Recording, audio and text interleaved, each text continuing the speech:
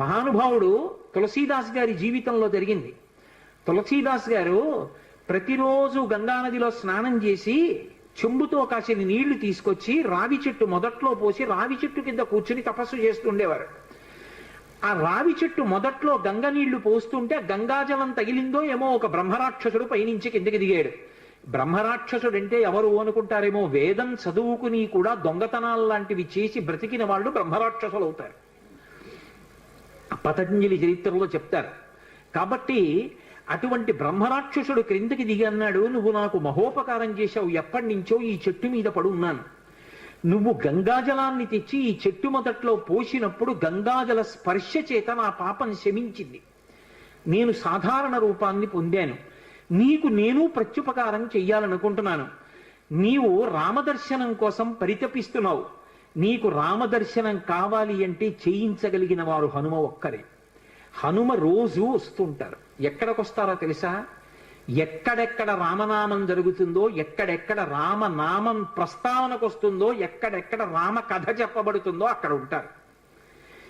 కాశీలో హనుమాన్ ఘాట్లో ఒక వ్యక్తి రోజు రామాయణం చెప్తున్నాడు. అక్కడికి వచ్చి కూర్చుంటారు. ఎలా గుర్తుపడతావో తెలుసా?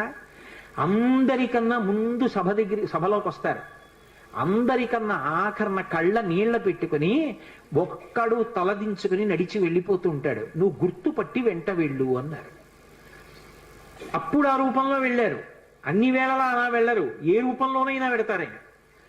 కాబట్టి తులసీదాస్ గారు హనుమాన్ ఘాట్కి వెళ్ళి కూర్చున్నారు. అందరికన్నా ముందు ఒక వ్యక్తి వచ్చాడు రామాయణం వినడానికి.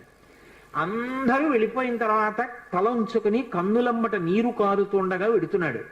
తులసీదాస్ గారు ఆయన వెంటపడ్డారు. ఆ వ్యక్తి కనిపెట్టాడు, ఎవరో నన్ను వెంబడిస్తున్నారని. ఆయన హనుమ, ఆ ముందు వెడుతున్నవారు.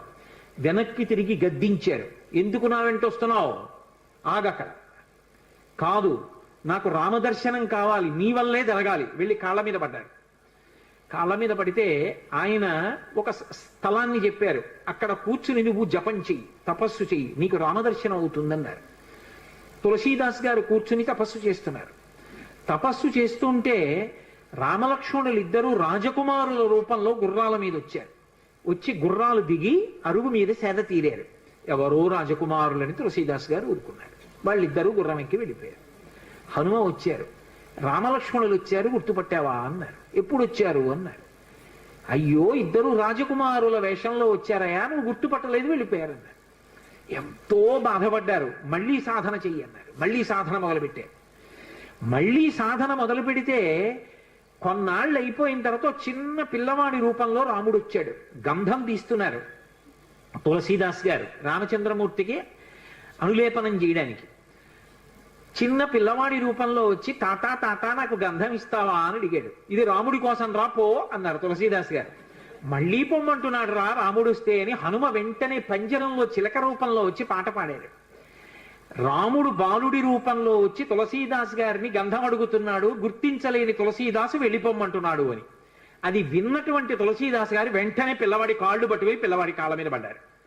పడగానే రామచంద్రమూర్తిగా దర్శనమిచ్చారు. దర్శనమిచ్చి, తులసీదాస్, నా పేరు మీద నువ్వు రామాయణాన్ని, దక్షిణ దేశంలో వాల్మీకి రామాయణం, దక్షిణ దేశం ఎక్కడైనా వాల్మీకి రామాయణం, కానీ నువ్వు ఇప్పుడు రామచరితమానస్ అన్న పేరు మీద రామాయణాన్ని రచించు. ఉత్తర భారతదేశంలో రామచరితమానస్కి ఎంత గౌరవం అంటే, మీరు ఆలయాల్లోకి వెళ్ళండి, వ్యాసపీఠాలు పెట్టి దాని మీద రామచరితమానస్ పెడతారు. గుళ్ళోకి వెళ్ళిన వాళ్ళు కనీసం ఒక్క శ్లోకమైన అందులోంచి చదువుకుని చక్కగా ఓ పువ్వు ఏదో పెట్టి నమస్కారం పెట్టొస్తారు. రామచరితమానస్కి అంత గొప్ప. విచిత్రం ఏంటంటే హనుమాన్ చాలీసా, రామచరితమానస్ రెండు తులసీదాస్ గారి శరీరంతో ఉండగానే ప్రఖ్యాతి వహించేసాయి.